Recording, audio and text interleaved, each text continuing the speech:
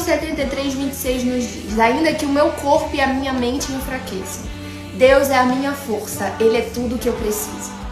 Deus está falando para a tua vida: não deixe que a sua mente te vença.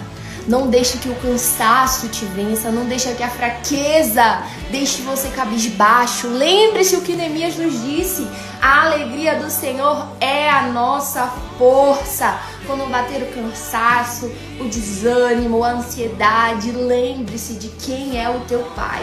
Apesar disso e o seu corpo estarem enfraquecidos, Deus ainda continua sendo o mesmo.